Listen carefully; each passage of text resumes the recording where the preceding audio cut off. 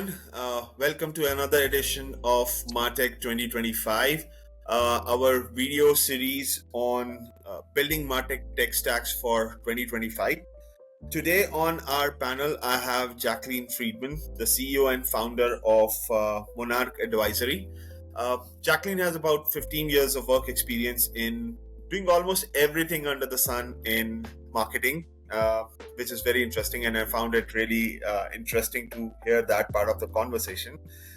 She's previously worked with WeWork and Grammarly, and the most important thing is she's a dog mom to two pups, which we'll like to hear at some point of time later on.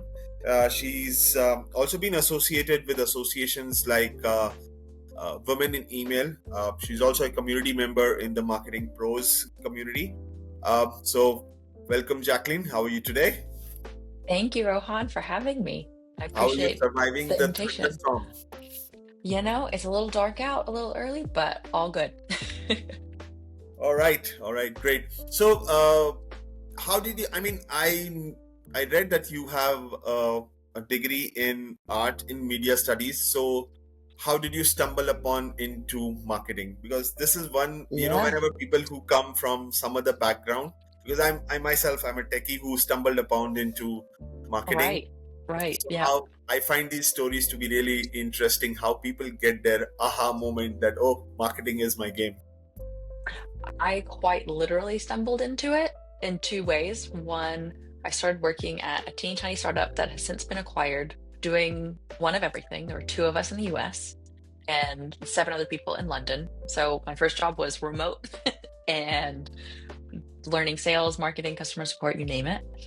And in that process, come to find out our office was in the WeWork headquarters in New York City.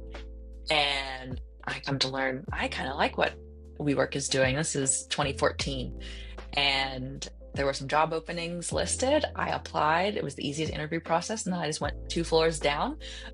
Um, and I joined WeWork on the expansion team, which was a literal physical and digital go-to-market team, launching new locations for WeWork. And so went out to LA, opened up 3 locations out there, both physically on a construction site with punch lists and project managers, to hiring the team, doing the sales, doing all physical and digital marketing in a net new neighborhood, new community. And now, alongside the story that is WeWork, it makes more sense. But after we completed our goals of hitting occupancy levels and achieving everything we wanted to on the West Coast, went back to New York to continue the job on new New York locations, and instead had an 8 a.m. Monday morning meeting informing us our team no longer existed. And either you get to find a job internally in the next week, or you can leave the company. And so fortunately, I had worked with the marketing team when I was on the West Coast. They kind of gave me the keys to a couple different tools and platforms and said, just don't break things. And not only did I not break them, I got hired as a 5th marketing hire because they knew I could handle whatever they threw at me. And so I literally stumbled into it. That is quite interesting. Interesting. I mean, literal stumbling upon, right? So, Quite literally. And forever grateful to that hiring manager for giving me a chance. right, right. So, tell me how, from where you were, like, literally getting into marketing, how has been this transition into GTM and MarTech? Like, how's that come forth now? Yeah, for me, it was seamless in that I was doing all of the above when I was just supposed to be doing email marketing. We needed someone to figure out what vendor for our email platform we needed. We needed someone to relay and speak with our Salesforce architects and sales ops team. And so it just came part of the process. And it wasn't until I left WeWork that I realized, oh, I was doing operations this whole time, in addition to the softer skill of marketing. And so instead, I decided to just double down and focus on that in my next roles until today. All right, interesting. So how is it like working with tech people? It's my favorite. Be more specific. What kind of tech people? There's a lot of different types. Tech people as in especially the infrastructure guys and probably the product development guys with whom a lot of times we work in terms of the MarTech stack integration. Yeah, I love my engineers so much because they make what I can't do possible and I make what they can't do possible. And so it's all about finding the right team members and teammates to understand and bridge the gap and translate amongst what you don't understand. And so while I can't fully build an API and connect it, I can give you the API key and explain why we need to do it now. Right. And I just need someone to build on the internal side to set it up. And so it's a very helpful relationship to really invest in. Mm-hmm. I find engineers and I at one point was an alternative title was MarTech product manager too. So I find a lot of value in those roles just because you need the semi-technical MOPS MarTech individual as well as the engineering and product side, in addition to the demand gen lifecycle marketers as well. So you need to have someone who can traverse both sides. And that's the beauty All of the right. role. Okay, interesting. So coming back to now the core what we wanted to discuss today on the MarTech side of things. Oh, Lot of technical advancements. I think so over a period of last 15 years, you've seen a lot of tech changes coming oh yeah. through. What is your outlook on what is going to happen in 2025 in terms of, again, we are at the cusp of another tech revolution. I mean, I For mean, sure. uh, back in the days, like I'm pretty sure from email marketing where we were doing the manual lists and everything to triggered emails to a lot of integrations, we've come a long way over there, so we are on the Yes, cusp of another thankfully. revolution. Yeah. Yes, you're So, correct. Thankfully, we are on the cusp of that, and the future is flexible and composable, without a doubt.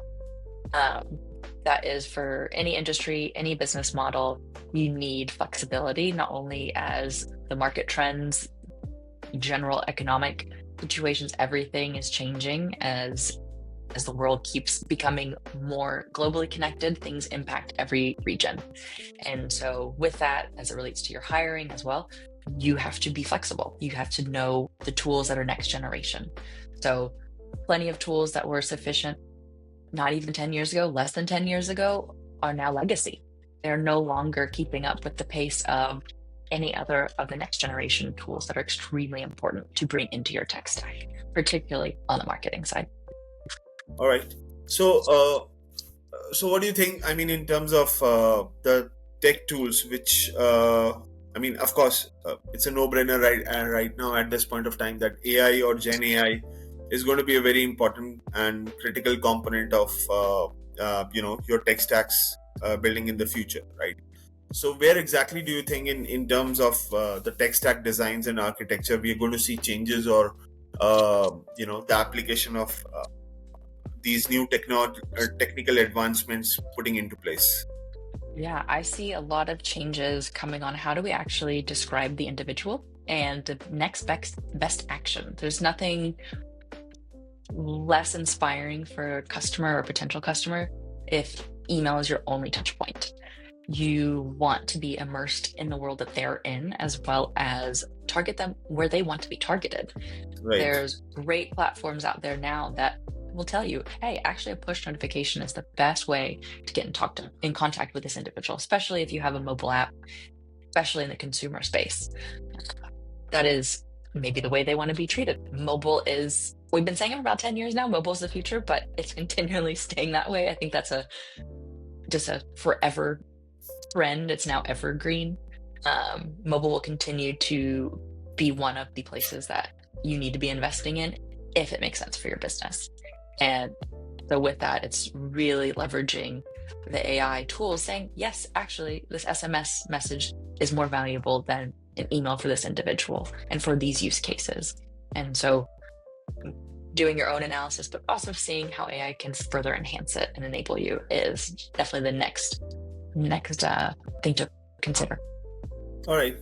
So, let's say for somebody who's planning to build out their tech stack, let's say, I mean, we're talking about consumer tech space in general, like Mhm. companies that probably have a website or an app of their own, and they're selling their products through a direct model using the Yeah. digital channel, right? So, companies operating in digital commerce or consumer tech space looking to build out their stack in 2025, or probably they have an existing stack which they want to upgrade in 2025, right? So what would Mhm. be your recommendations for that? That what Yeah. components should be there, what from category point of view, and what uh, or if, like I said, if they're making changes, what is the new things that they need to incorporate in their stack? Yeah. It's a great question. And what I'm going to say applies to everyone, but it's something that the answer will be different for every company. So I strongly recommend doing a retrospective on and do a reflection on what has been working for your company. And that's hopefully you have retrospectives if you kind of have an agile work environment. If not, that's okay. You can look back on every campaign, every tool, utilization, how many folks are actually adopting it. Is the documentation you've created useful? Are the tools giving you the outcomes and the ROI you were anticipating? So really look and reflect on what's working as it exists and where you could invest more, or alternatively identify, do you have redundancies? Is this tool actually, you had a promise of implementing it and achieving this ROI? Maybe it's not the tool for you. Maybe it's actually something you don't need. And as each and every platform is coming up with new features, there's the space is getting busy. There's nearly 15,000 MarTech vendors in the space, and that's probably not even everyone. And so consolidation plays are definitely coming about in 2025 and beyond. There's already been a few acquisitions towards the end of 2024. And so really identifying your own redundancies, auditing what is and isn't working for you today and what can be improved upon. Is there a new channel that a business goal is planning to bring in? We'll say SMS. Well, do you want that new channel to be part of your existing tech stack? Does your current tech stack support it? And so identifying, optimizing for singular sources of truth for omni-channel communications, such as a tool like Iterable or Braze or MoEngage or Customer IO, or UK with having modular design of an attentive separately and or built on a different ESP. Things along those lines is things to consider.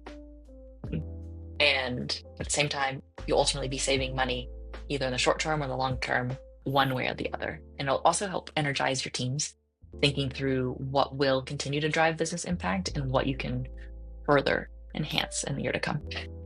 All right. And in terms of somebody who's just building out a new stack, like, just starting out, what should they consider at this point of time? Yeah. The bare basics with which they need to start with. Yeah. Great question. The bare basics, start in a Google Sheet, Mm-hmm. see what you have. Are you making enough money to purchase a tool? Or are you still able to do things in Excel, hopefully Google Sheets, so it's shareable or something like that? See, what do you actually need? Do you need a CRM? Do Mm-hmm. you need an e-commerce platform? Will Shopify suffice? Do you need to consider Salesforce? Or what makes the most sense for your business in the short term based off what you know, as well as what your planned and projected goals are? Particularly if you're VC funded, you know what your growth projections are and what your targets are. So you need to build not only for those goals, but beyond those goals too. So as an example, if you're looking to 2x sales in the next year and you don't have an e-commerce backend, let's start with Shopify. Let's get started. Let's use something that's tried and true and proven and used across so many businesses. The backend is there. So as a result, if you have that as your backend, that gives you only one really excellent email platform option, and that's Klaviyo. Klaviyo is a great tool, especially if you have Shopify as your primary data source. Mm-hmm. And it's very customizable. And especially if you're new and you're a team of one, you're scrappy, it has everything you need right out of the box that you can quickly customize to get started. Okay, cool, great. So, anything from your experience that on the personalization or hyper personalization side of things, any recommendations there, or I mean, if you could share your experience of anything that you've implemented, because we for years we've been always talking about personalization, especially in MarTech. The Yes. charter is always okay, we need to personalize the journey, we need to personalize the journey, right? So if you can share Right. any experience of your where you've been able to achieve that, because I've been trying to collect these stories around how people have been able to successfully do this part, one tricky or challenging part of marketing, which is the personalization. In the consumer space, I think of two main points for personalization beyond first name, last name, most recent purchase, which at this point are standards and not Right, personalization, like some people like to tout. right. Um, it is meeting the customer where they want to be met. So, harkening back to what we previously talked about, the next best action. What is the next correct source of information? What channel do they want to receive it in?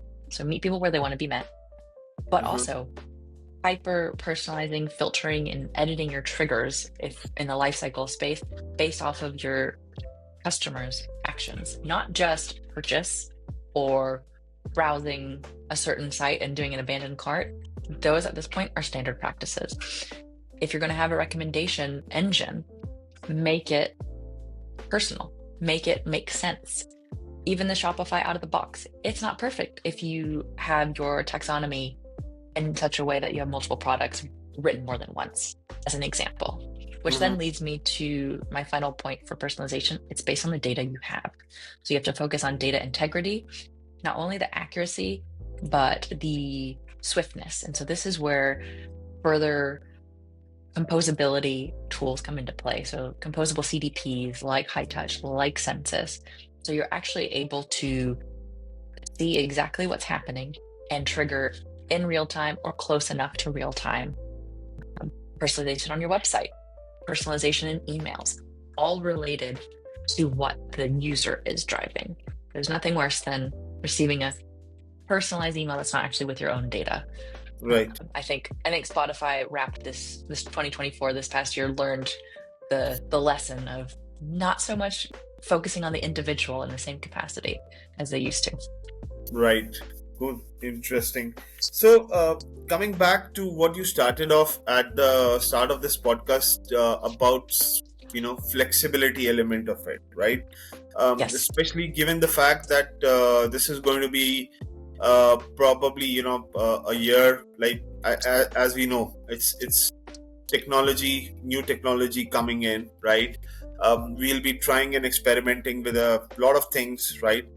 Now, in terms of that, how do you actually get scalability into your tech stack, right? I mean, Yeah. because a lot of times, uh, I know this challenge that comes is we have something called a technical debt, right? Mhm.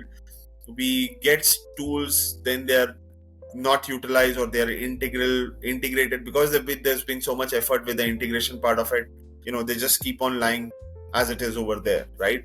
So considering this, how do we bring in the scalability and flexibility component of it without adversely impacting the expenditure, or how do you scale this, how do you make this work in 2025? Yeah, I love this question because scalability is what I've cut my teeth on and learned everything along the way. Uh-huh. So, one, you need to identify what you're actually projected to do, real and what you want, and also want to achieve. And not just in the next year, you need to have horizon lines. And this is you have to talk to your leadership. What do Mm-hmm. we plan to do in the next 2 years, 3 years, 5 years? What Mm-hmm. is the company-wide mission in the next 10 years? Whether it's actual targets or what is the greater goal? So a Mm-hmm. great example, when I worked at Grammarly, there are over a billion English speaking individuals. So that was Right. always a high level number to know that's the maximum capacity, at least, as of a year ago, maximum capacity of potential audience. So knowing that that could become the greater audience over the next 5, 10, 20 years, notwithstanding trends, market changes, you name it, we have to be able to think that far ahead. So look at where you're at now and what you could project towards. Mm-hmm. And of course, consider the addressable market, but also the realistic addressable market. So we weren't actually planning for 1 billion, but we wanted to ensure we could find partners that would make sense for it. So as a result, you have to make sure not only you stress test the companies you decide to look at, but also, would you be their biggest customer? And that's usually a problem. If you're going to be their biggest customer, you're going to be their guinea pig. So you need to, if you're evaluating these tools, you've got to really talk through, got to talk to current customers, previous customers, customers who migrated away or migrated from. You need to understand what pain points they experienced to ensure scalability. Something I do out of habit is I subscribe to every status of every major MarTech vendor. So I'm consistently and constantly aware of who is working well, who isn't. Every company has downtime, and so it's not an individual thing, but it's helpful to see general trends of who's having scheduled maintenance versus unplanned UI or just things not loading, you name it. And so you also have to remember you have to go to the sources too, not just the ESPs as a great example. So ESPs, ultimately, they're the front end version of a back end system like Mailgun or SendGrid. So you need to also subscribe to the source material, because if the source is having an issue, ultimately your front end version is going to have an issue as well. And so it's also helpful to know, not so much in the blame game, but understanding where the scale is breaking or what happened. And also that's where, in my opinion, whenever you're looking at vendors, a remediation plan and explanation is super valuable and super important. So how would they respond if you were a customer? How quickly would they respond? Through what channels and means? And so that's where I see scalability coming from, is it's twofold: internal planning, but also stress testing and pressure testing what other tools can do. Okay, and the flexibility component of it, how do we get that? Yeah, for me, flexibility is how easy is it to implement new things? Are they having new features coming on board? If we decide we want to re-architect something, does that mean we have to do it in a sandbox and hope it works? Or does it mean we get the opportunity to try it on a sandbox fully and then completely replace what we had? And so do they have the ability for you to test and be flexible, or is it going to break everything? And so sometimes that's where certain tools and their rigidity and lack of flexibility of customization is both a perk or a con, depending on how advanced you want to get into a situation. Yeah, I actually agree with you, because I've seen that differentiation, when it comes to enterprise tools and tools that are made for the, the startup and the mid-size segment, that, usually the bigger, those that were built for enterprise usually had a sandbox component, and usually, the ones that were built for, audiences which are like more startup-y or still, small to mid-size segment, they typically did not have the sandbox component. I didn't know if you would want it. I have one comment on the B2B side I could mention. It's a little bit of a hot take if you want, or we can just go ahead. No, go ahead. I'll say, in that same vein, this is where companies need to recognize where they are in the SMB, mid-market, enterprise tier of their audience size, what their needs are, and customization options. So for example, if you use SFDC, Salesforce CRM, up against HubSpot, they're both wildly successful tools, but they serve very different audiences. One is fully customizable. However, you need a full-time architect and admin at minimum to maintain, and that's an upfront investment, but you can make Salesforce do anything you want. Versus HubSpot, out of the box, it works pretty darn well, especially if you're a small, scrappy team. But if you want to start customizing well beyond what it's originally intended for, it gets more difficult. But also, you start reaching limits where it becomes overpriced for what it is. And so all of these things have to do with scale, and just depends on short, long-term growth, but also what skill set do you have at your company right now and plan to hire for? So if you're looking for fractional help, that's one thing. Or if you only want to have in-house and you only have the budget for one or two people for each side, that will also reflect how you scale and the tools you should choose as a result. Because you don't Right. want to throw someone into the deep end because they'll fail if they're not proficient. Right. True. I mean, I was actually that was one of the references I had in mind because I actually worked both on Marketo and HubSpot, and Nice. that was one of the Yeah. differences that we had. Like the Oh yeah. sandbox environment, which was there and not there. Right. Cool. Yep. It's great. That was a great insight. I mean, I can relate with a lot of things. So, in terms of skills, like what are the new skills do you think that teams will need in 2025? Like new skills that they need to bring in to their teams. What would those be? Yeah. In terms of skills for 2025, some of them in my eyes are evergreen. It's curiosity. It's willingness to Google or ChatGPT, trying to find solutions until you have a good enough idea of how to navigate something or propose something. It's having mentors, having a community you can reach out to. And so that's an innate skill anyone can learn, but actually acting upon it, not as easy if it's not intuitive to yourself. But separately, something we can all learn and we all should be learning is how do we communicate with Gemini, Claude, with OpenAI? Not so much that we're at the first inning of first base of the first inning of what AI is going to bring to the table. Right. So we need to get familiar with it because your job's not going to be replaced, but your job will be replaced by someone who knows how to use AI in your job. And so we should all be leveraging the skills, the tools, learning how to speak with them, learning how to enhance exactly what you need, and also ridding of some of the menial tasks that can be automated with just a little bit of AI help. And it's only going to continue to transform. All right. Cool. I think so.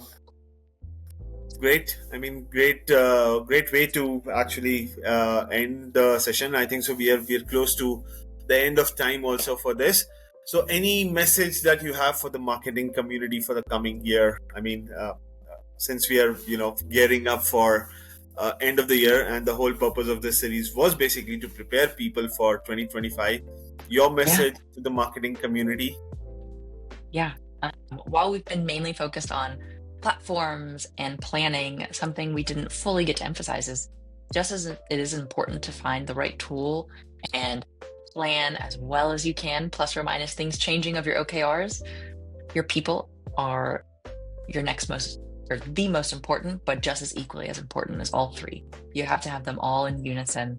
If you don't invest in your people or invest in the interviewing process to find the right candidate, you've already put Right. yourself behind. And Mhm. so really finding someone or teams of people, whether it's a fractional individual to get you started or a full-time in-house team, your people will make the difference and make or break a platform being implemented and used properly, or implemented and just left behind and not maintained. So the people are just as important, even though we've been focusing on all the other trends. And that, if in and of itself, is a whole other podcast of how to find the right people and making sure they're what you're looking for. And so non-biased hiring, all of the above are really important to a successful 2025, but many Mhm. years to come, as well as Right. a general, successful company. So the people are the most important. Right. Or you can use our platform to hire the people instantly. Yeah. And right back at you. Same here. Shameless plug, but I have to do that. As the founder of Yes. the company, that's the number one thing. Keep on Same selling. here. I Yeah. was trying to make it a casual one on my side, but I'll make it blatant now. All right. Cool. All right, Jacqueline, it was wonderful having you on our show today. I mean, this was a lot of information. I think so. This is, from the series that we're doing, this was a little bit of a diverse point of view, and really enjoyed talking to you today. As the new year is coming, I mean, as I said, this is prepping up the marketers for New Year. I wish you and your family a very happy New Year in advance. I hope you have a very successful 2025 with Monarch Advisory. I know it's you also started up really this year. I wish you a lot of loads Yeah. of success in the coming year too. Yes, thank you so much for having me, and same to you and the entire Zavops All right. team. All right. Thank you so Thank you. much. Thanks a lot.